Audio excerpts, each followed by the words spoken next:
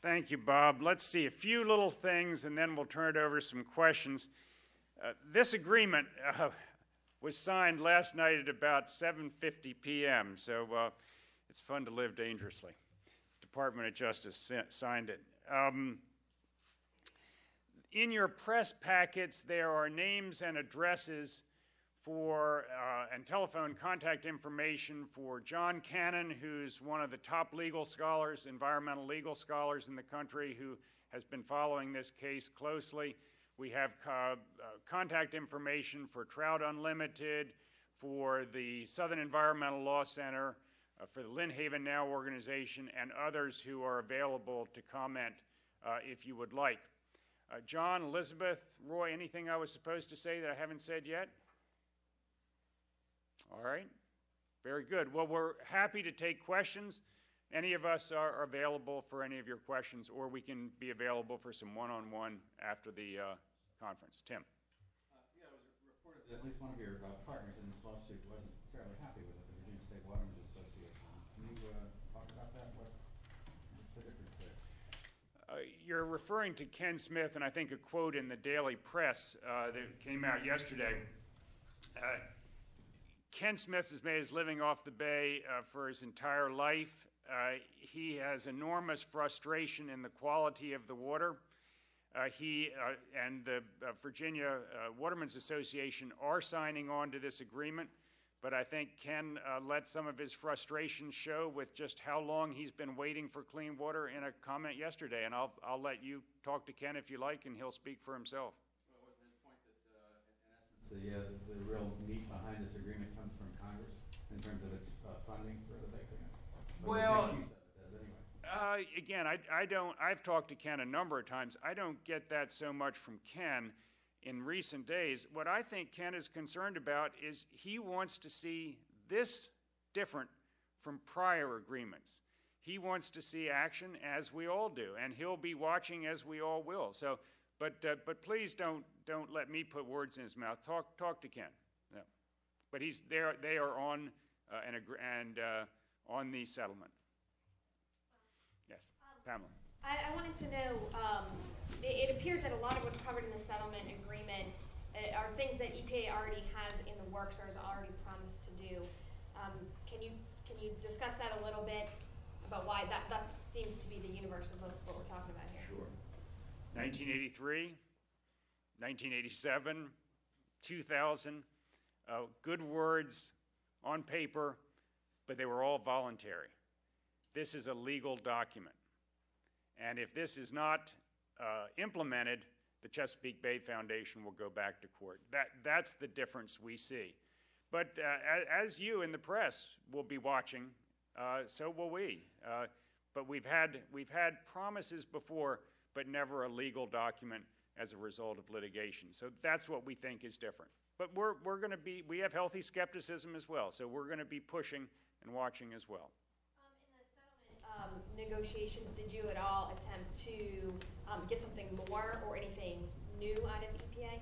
Yeah, and also, I mean, Bob, I invite you to come up and pick up on that last question if you'd like, and then I'll come back to that. Bob? One of the important things about the framework that we've agreed to here is that we're committing to a very specific schedule to do a regulatory backstop to the entire effort. We hope and really want to work with the states. The states are in the front lines on many of these issues, and they need to continue their efforts. But we are going to be developing a stronger federal backstop than has ever existed before, all the way down to the ability or the commitment to be looking at individual permits, even if we have to do that. But I want to make it clear that we're expecting the states to take some significant leadership here, but meanwhile, we've committed to this strong backstop. The other thing that I think is really important here is that we're committing to a much stronger accountability system, as Will was just talking about, and transparency.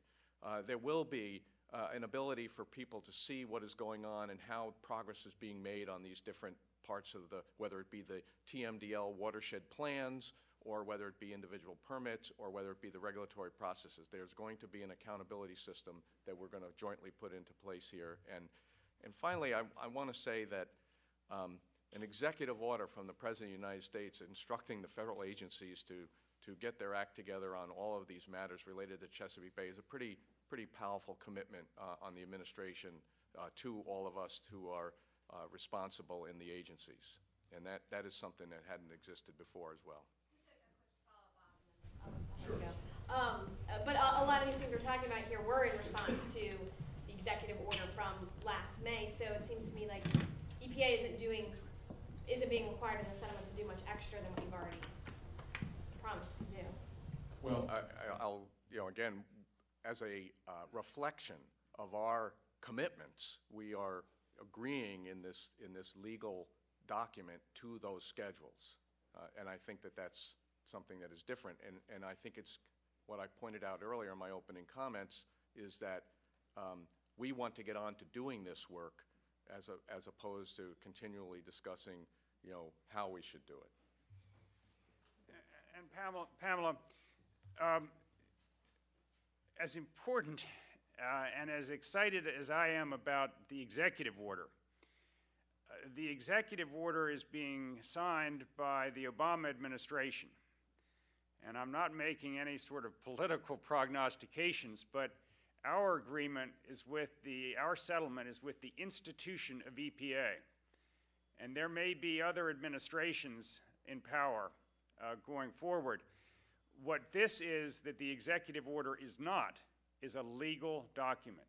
The executive order is a promise, is a set of commitments by a single administration, but there is no legal authority behind. There's legal authority, but there's no legal commitment with, for instance, the Chesapeake Bay Foundation in the executive order or any of the other co-plaintiffs. And John, do you want to comment on that? No, that's accurate. And the other thing I think it's important to remember is at the time that we filed suit, there was no executive order. There was no plan. And we had been negotiating for over a year on the terms of this agreement. And so we did push for a lot of things, but like anything else, it's a compromise, it's a settlement. Both sides had to give along the way, and we came out with what we believe to be a very strong agreement. And so I'll come back to your first question, though, about what did we not get. Sure, absolutely, there were some things we'd like to have.